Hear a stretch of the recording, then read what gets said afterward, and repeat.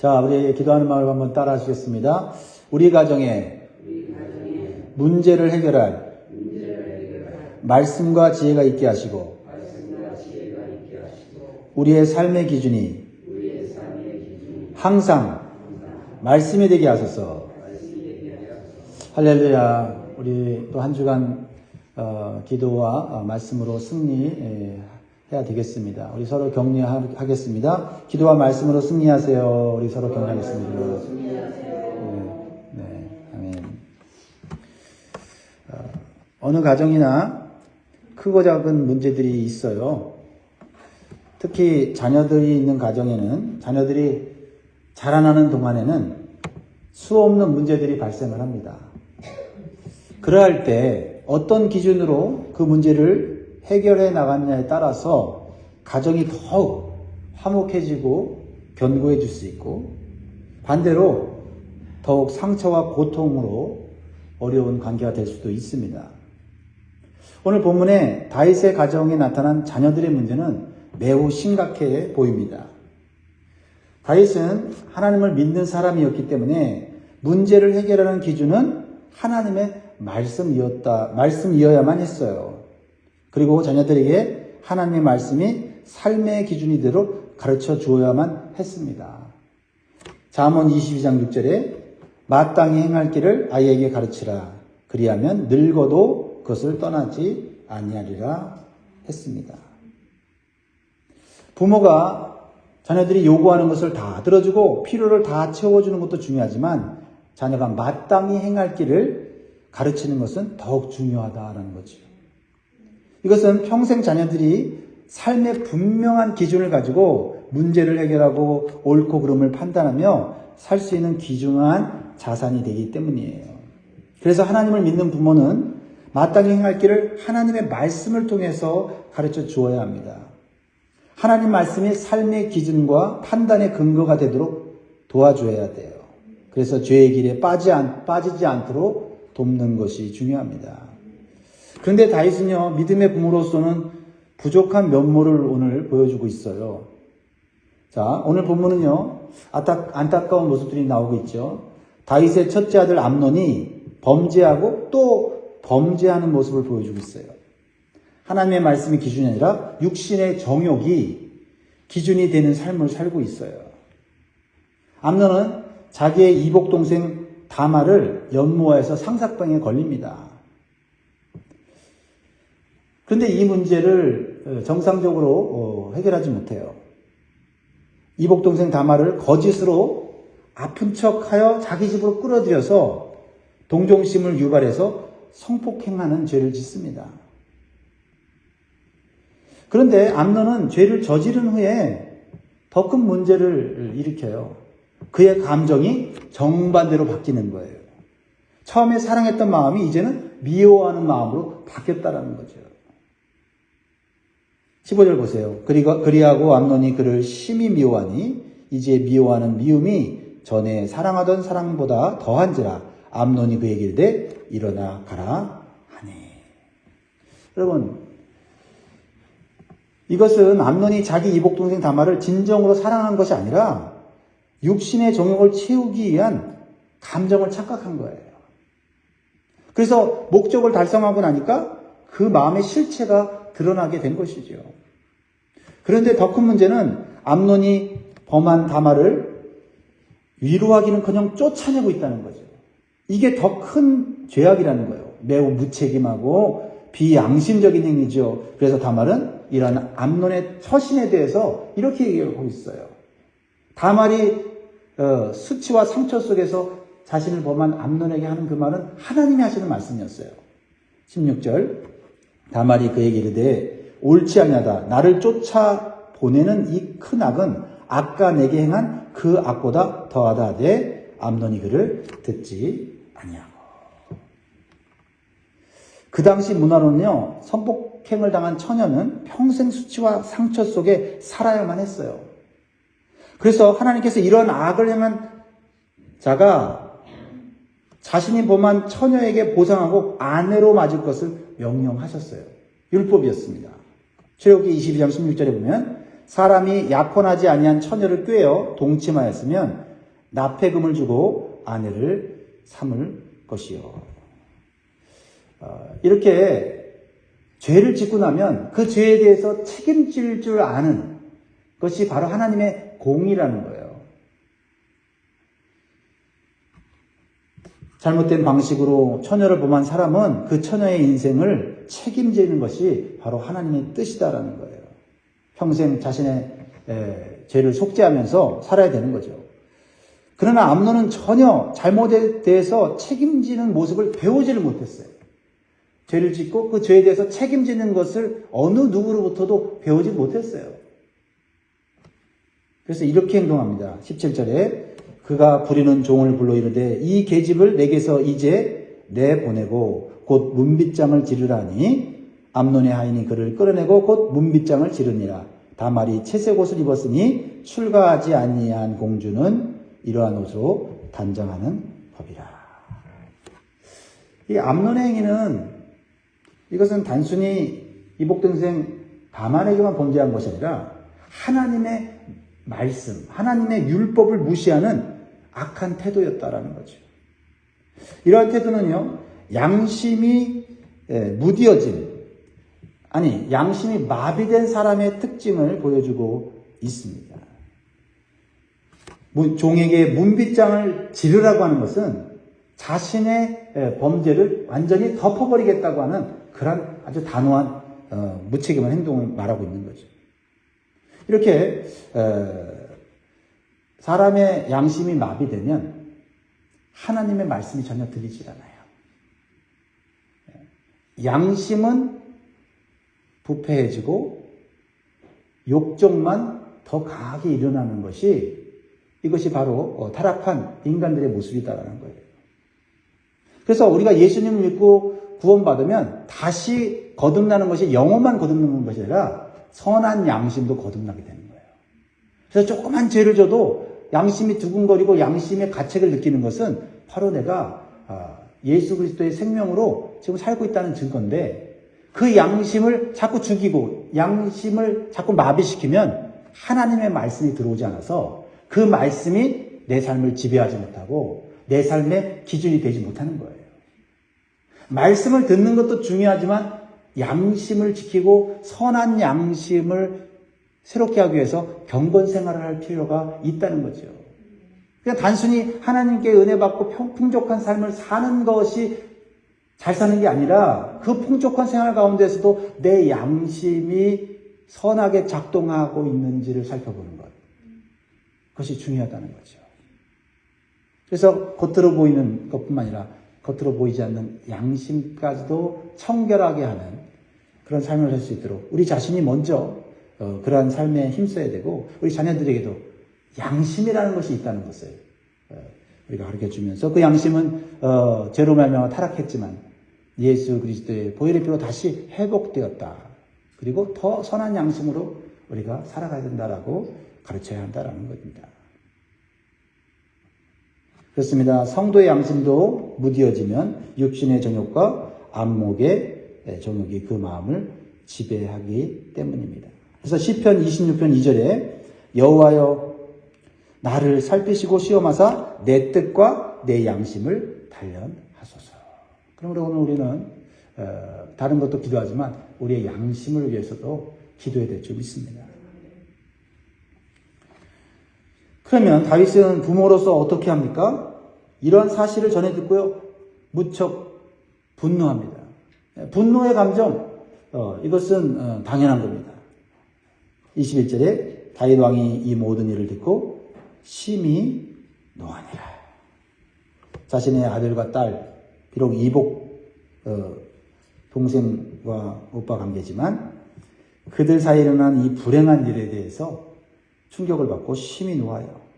근데 문제는 부모로서 아무런 조치를 취하지 않았다는데 더 큰 문제가 있는 거예요. 다윗은 나라를 공의로 다스리는 데는 힘썼지만은 자녀들의 문제에 대해서는 그렇지 못했어요. 바깥 일에 대해서는 애를 썼지만 아내 일에 대해서는 저절로 되리라고 생각한 거예요. 먼저 암논을 책망하고 징계하는 모습이 있어야만 했습니다. 그래야면 암논이 내가 잘못했구나, 크게 잘못했다는 것을 깨달았을 거고, 그리고 이렇게 죄를 무책임하게 덮어버리지는 않았을 거예요. 무엇보다도 다윗이 수치와 상처를 입은 딸을 위로하고 앞으로 어떻게 살아가야 되는지를 도와줬어야 돼요. 이제 처녀로서 수치와 상처를 입게 되었지만은, 그럼에도 불구하고 앞으로 하나님께서 이 딸을 향한 회복의 은총을 입을 수 있도록 도와줬어야 되는 거죠. 하나님은 회복의 하나님이세요. 한 번, 두 번 인생이 실패했다고 해서 그 인생을 버리거나 내버려 두는 분이 아니에요. 오히려 그 실패와 아픔을 통해서 하나님의 은혜를 더 크게 체험하고 더 놀라운 인생을 살아감으로 상처와 고통받는 사람들을 위로하는 그런 운디드 힐러가 되게 하시는 분이 하나님이시거든요. 다윗은 이 딸의 아픔을 보지 못하고 그저 암논의 죄를 덮는 데만 급급했던 것 같아요. 왜냐하면 암논이 장자로서 자신의 왕위를 이을 자라는 생각에 그의 허물을 덮어주고 싶었던 것 같아요. 또한 무엇보다 지난날에 자신의 과오, 간음과 살인죄를 지었던 자신의 그런 모습들에 대한 죄책감, 내가 무슨 잘났다고 이런 일을 내가 드러내고 하겠는가. 무엇보다도 왕실의 명예를 손상시키지 않으려는 복합적인 그런 생각으로 가득 찼을 거예요. 그래서 화는 났지만은, 분노했지만은 아무런 조치를 취하지 않음으로 인해서 자녀들의 입장에서는 잘못을 하고 그것을 어떻게 처리해야 되는지를 배우지를 못했다라는 거죠. 수치와 상처를 입은 다말은 고통 속에서 크게 울부짖습니다. 그리고 갈 곳이 없어서 친오빠인 압살롬의 집에서 촬영하게 지내게 돼요.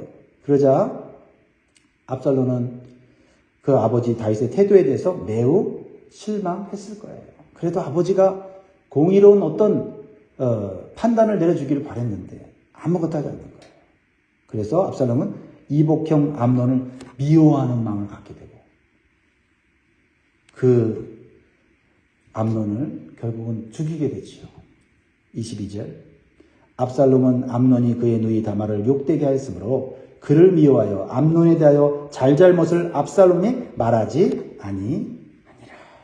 여러분, 미움은요 가만히 놔두면 증오로 변해요. 증오로. 아주 차가운 미움이죠. 처음엔 뜨거운 미움이에요. 막 마음이 막 뜨거워져서 막 미워하거든요. 근데 그때 사실 핫 앵거는 이런 잠시 잘 다스리면 돼요. 근데 콜드 앵거로 바뀌거나 콜드 헤이트리드, 아주 차가운 미움과 증오로 바뀌기 시작하면 그 사람 자체가 망해요. 그 사람의 영혼이 피폐해집니다. 잘못은 상대방이 했는데 내가 망해요. 그래서 이 증오를 가만히 놔두면 복수심으로 바뀌게 돼요. 이제 복수심을 갖게 되면 모든 것이 다 이렇게 평화롭게 되는 듯하게 보여요. 여러분, 복수를 하는 사람들 보면 복수하기 전에 굉장히 캄합니다. 왜요? 아주 냉철한 이성으로 복수를 계획하고 있거든요. 그래서 복수를 하고 나면 저 사람 그런 사람 아닌데라고 주변 사람들이 얘기한다는 거죠. 압살롬은 자기 누이에 대한 복수심을 가지고 2년의 세월을 보내게 돼요. 겉으로 보기에는 모든 문제가 수면 아래로 흐른 것 같지만 사실은 더 큰 문제가 발생할 수 있는 상황이었다는 거죠. 압살롬은 아버지 다윗으로부터 배워야 하는 것은 용서의 마음이었어요. 하나님의 마음으로 용서하는 것. 그리고 암논이 배워야 하는 것은 하나님 말씀을 어기고 죄를 지었을 때 회개하는 법을 배웠어야 돼요. 회개하면 다시 회복시켜 주시고 은혜를 주시는 하나님을 경험할 기회가 있었다는 거죠. 그러나 두 아들은 용서도 회개도 배우지 못한 채 2년의 세월이 흘러가고 있어요. 2년의 세월이 되었을 때 압살롬은 매우 치밀한 계획으로 암논을 죽일 계획을 세웁니다. 23절이죠. 만 2년 후에 에브라임 곁 바알 하솔에서 압살롬이 양털을 깎는 일이 있음에 압살롬이 왕의 모든 아들을 청하고 압살롬이 왕께 나아가 말하되 이제 종에게 양털 깎는 일이 있사오니 청하건대 왕은 신하들을 데리시고 당신의 종과 함께 가사이다 하니. 유목 문화 속에서 양털 깎는 날은 봄에 이루어지는 큰 잔치예요. 즉 농경사회에서 추수하는 날인 축제의 날이잖아요. 이런 축제의 날, 잔치의 날에 압살롬은 거사를 생각하는 거예요. 이 날을 이용해서 암논을 죽이려는 것이죠. 그래서 왕이 모든 아들들을 초청을 합니다. 그리고 아버지도 초청해요. 근데 아버지가 왕정의 일로 바빠서 오지 않을 것을 아마 알았던 것 같아요. 아버지, 저의 잔치에 오셔서 이 자리를 빛내주십시오. 그런 의미로 요청해요. 그러니까 다윗이 나는 내가 안 가는 게 좋을 것 같다 하면서 거절을 하면서 복을 빌어줘요. 그때를 놓치지 않고 압살롬이 그러면 아버지가 못 오시면 형 암논을 저의 잔치에 참여하게 도와주세요 라고 얘기를 하는 거죠. 여러분, 부모라면 느끼는 게 있지 않습니까? 특히 기도하는 부모라면 영적인 어떤 그 감각이 있잖아요. 서로 관계가 좋지 못하다는 거 알고 있어요. 다윗도 그걸 좀 느꼈던 것 같아요. 아니다. 뭘 암논까지 부르느냐. 이렇게 하는데 압살롬은 집요하게 계속해서 암논이 잔치에 참여할 것을 요청해요. 그래서 다윗도 할 수 없이 허락을 해줘요.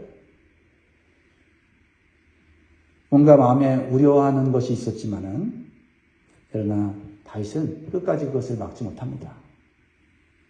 그래서 다윗이 우려했던 것보다 더 큰 비극이 자녀들 사이에서 벌어지게 되죠. 압살롬은 잔치에 참여한 암논이 술에 취했을 때 복수하여 죽게 하는 결과를 낳습니다. 28절에 압살롬이 이미 그의 종들에게 명령하여 이르기를 너희는 이제 암논의 마음이 술로 즐거워할 때를 자세히 보다가 내가 너희에게 암논을 치라 하거든 그를 죽이라. 두려워하지 말라. 내가 너희에게 명령한 것이 아니냐. 너희는 담대히 용기를 내라 한지라. 29절 압살롬의 종들이 압살롬의 명령대로 암논에게 행하며 왕의 모든 아들들이 일어나 각기 노새를 타고 도망하니라.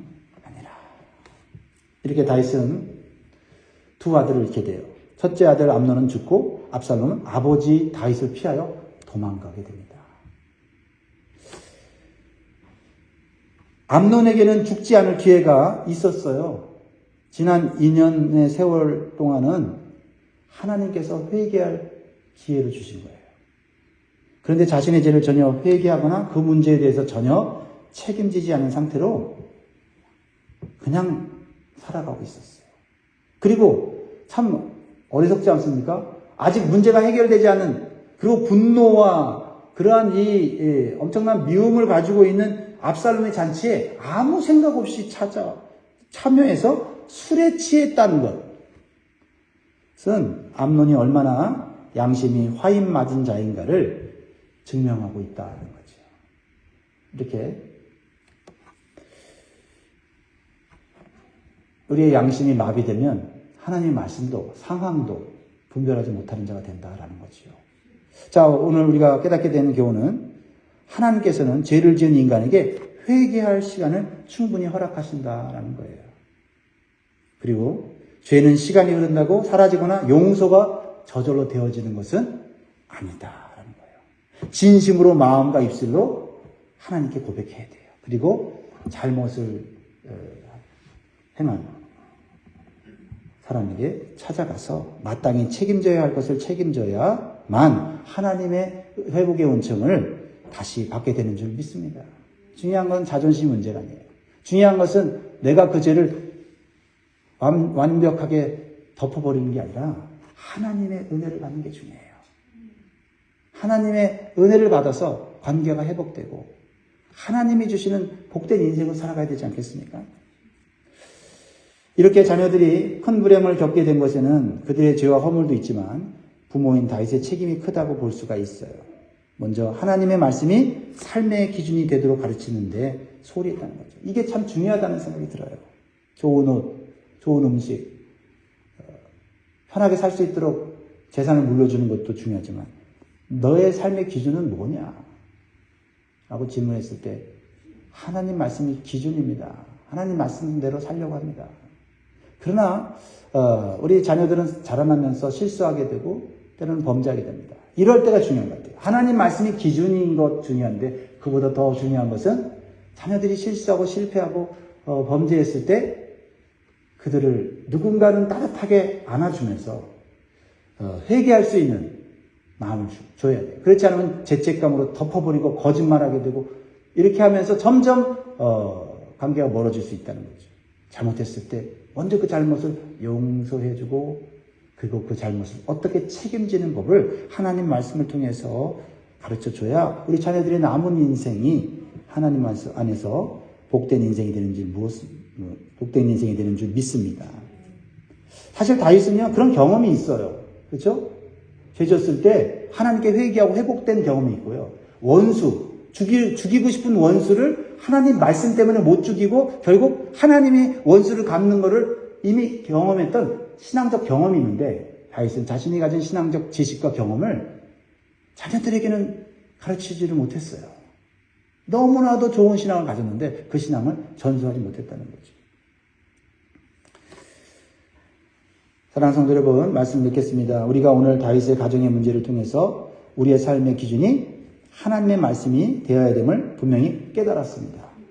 오늘 우리 가정이 하나님을 경외하고 하나님 말씀에 순종하는 가정이 되도록 기도하고 부모와 자녀들이 하나님의 말씀을 삶의 기준이 되는 것이 어떤 것인지 구체적으로 되어갈 수 있는 기회가 있기를 바랍니다. 그래서 때때로 가정에 문제가 생겨도 하나님 말씀을 따라서 문제 해결함으로써 더욱 화목해지고 더욱 경건해지고 더욱 은혜와 축복을 받는 복된 가정들 되시기를 주의 이름으로 축복합니다. 기도하겠습니다.